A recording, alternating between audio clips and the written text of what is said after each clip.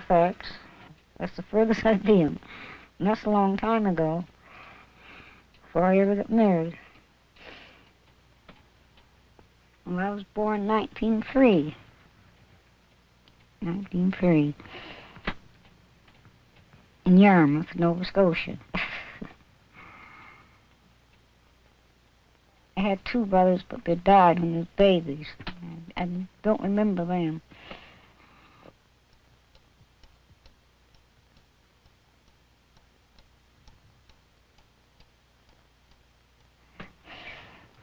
I used to paint with crayons a lot, kind of practicing up, I suppose. As Maud Lewis creates, husband Everett toils away at tasks he learned as a boy. Chores he has performed for 6 decades with a kind of dignity characteristic of him. Well, I only went through the, hardly through the first grade, primer. That's all I got. When I was a little fella, I went out to work, 10 years old. Two of the most enthusiastic admirers of Maud Lewis are Claire Stenning. She's just fantastic. I can't understand why she hasn't been found sooner. And Bill Ferguson. Well, they're, Maud and Everett Lewis are unique characters. Although Nova Scotia is full of characters, these are quite unique among characters. Claire Stenning and Bill Ferguson are co-owners of 10 Mile House in Bedford, near Halifax. They frame Maud Lewis paintings and sell them for $10, and have arranged with her to print reproductions of some of her work. Also in 10 Mile House is the studio of John Cook, a leading Nova Scotia artist and another Maud Lewis admirer. Mrs. Lewis's work is valid. It's a direct statement of things experienced or imagined, and very forthright in their statement in the use of color and her drawing. Definitely works of art.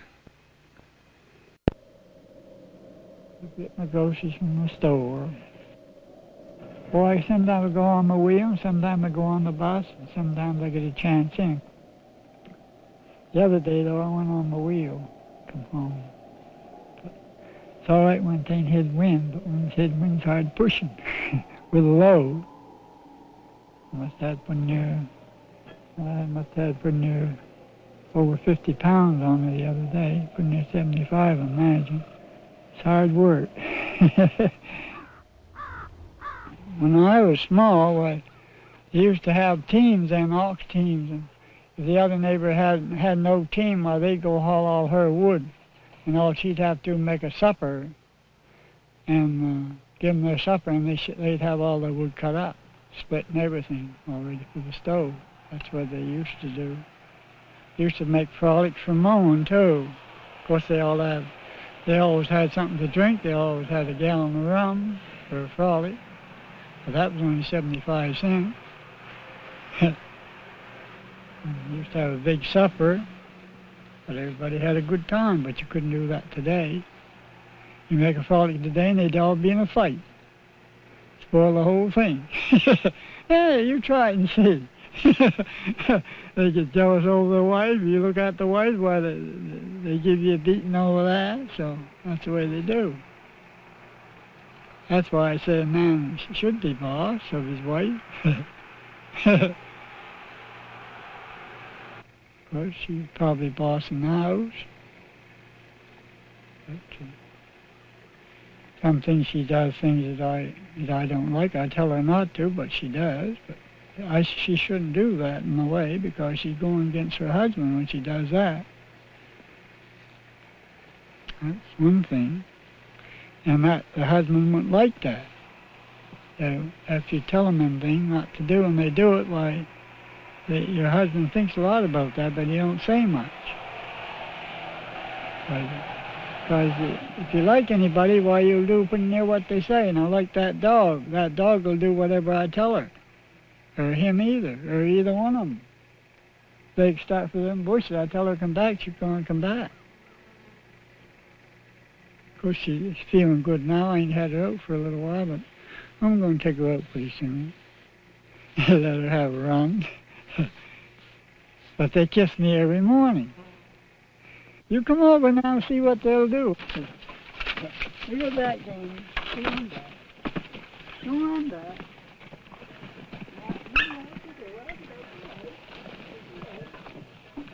See what they do? These boys, oh, they be nasty. Yeah, oh, yeah. Yeah. That's what they do. Yeah, that's what they do. No. Yeah. See what they do? That's what they do.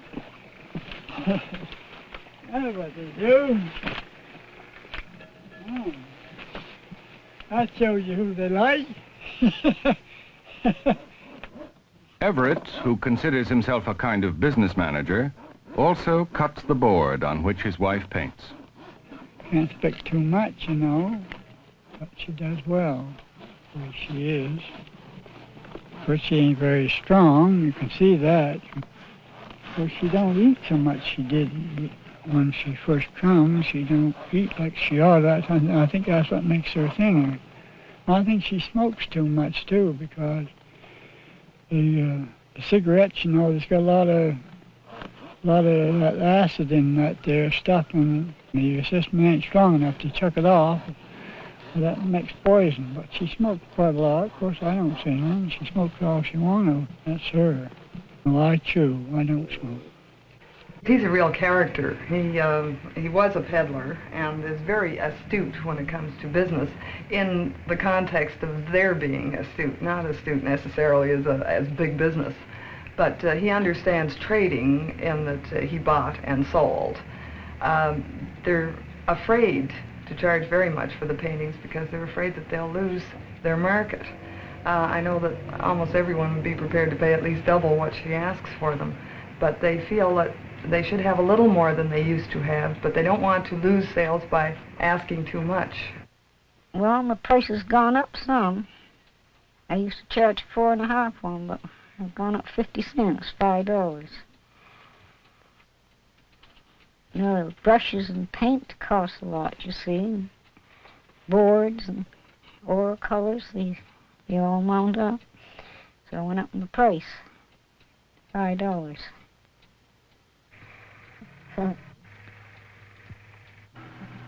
Some don't want to pay that much, and others don't mind at all. But if someone insisted she take $10, would she take it? Oh, yes.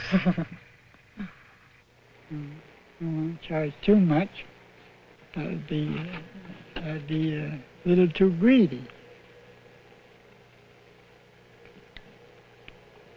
A little too greedy.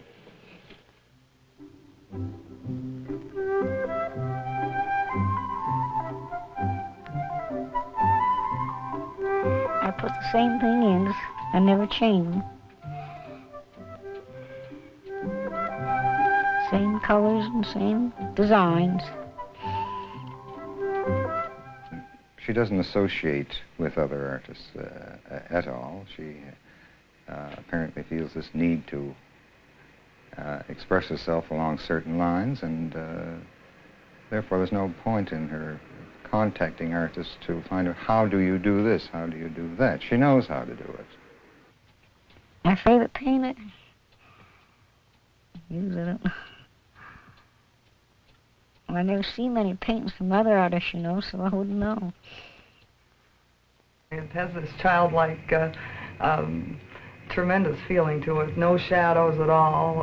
Everything is happy and gay and quick and lively. You know? Well, I generally paint all the memory. I don't copy much. Just have to guess my work up. Because I don't go nowhere, you know, just copy any scenes or nothing. Just have to make my own designs up. What she really wants out of life is a trailer. That's all. Well, I like to have a little more room to put my paints and stuff. Take up the people's way, you know. And I suppose I like to have a trailer. But man, they cost too much for a trailer. I couldn't afford that. It's a mark of Maud Lewis's achievement that she even considers the possibility of a trailer. For many obscure years, she never even dreamed that sort of dream. Well, of course, I think they really ignored her for years. The odd sophisticated person had her do Christmas cards, and of course she doesn't really like doing these anymore because of her hands, and the area is too small to work on. And I think some of the more sophisticated members of the community purchased from her, but the rest all thought, well, you know, my child can draw better than this, and so, you know, what's all the fuss about kind of thing. Recently, they're almost impossible to buy because she's selling them wet. So you have them, huh? Yeah. I have a niece that's very fond of animals. Yeah. So she liked that. Mm-hmm. How much is this? $5.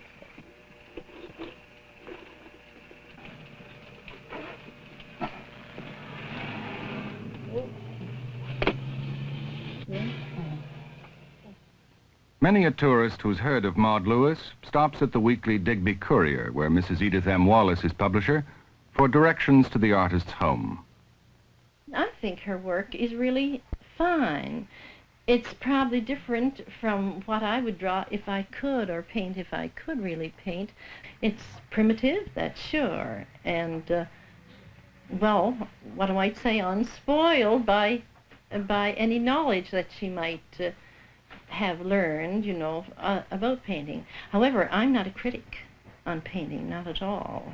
And I don't think that success is going to spoil her financial success, because it doesn't have this sort of effect on native Nova Scotians for some reason or other. They remain as they are, true to themselves. Mrs. Lloyd McNeil, a neighbor, has been Maud Lewis's friend and unofficial advisor for years. This summer. And I volunteered to answer them for her because she said she didn't have time to do the corresponding as well as doing the painting.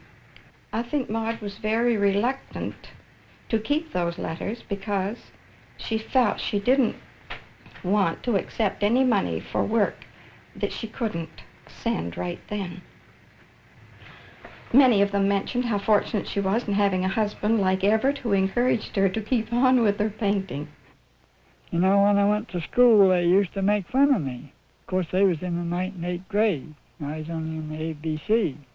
And so they kept teasing me about being in the ABC book. So I told the woman I was working for, I guess I wouldn't go. She said, why? I told her, I said, well, they kind of teased me on kind of being in the ABC book. Well, she said, don't mind them. She said, you keep on going, after a while they might stop. So anyway, I kept on going. So after I was there, after I went there about 3 weeks, I guess, 3 or 4 weeks, well, then the teacher said, I'm going to give you something to write on the slate, and whoever does the best gets the prize.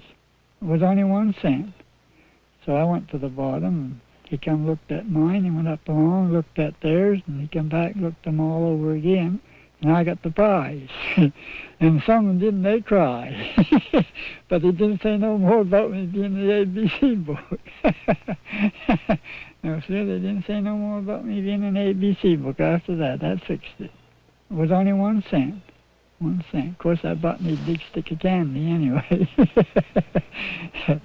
But he said, Everett, it's too bad you can't come to school. He said, you're the best writer I got in the school. They do love talking to the people passing by, the tourists and so forth, and they get a great deal out of this. So their wants are really quite simple. The meeting of with the general public and their animals and their little plot of ground and so forth. They don't want much. Contented here.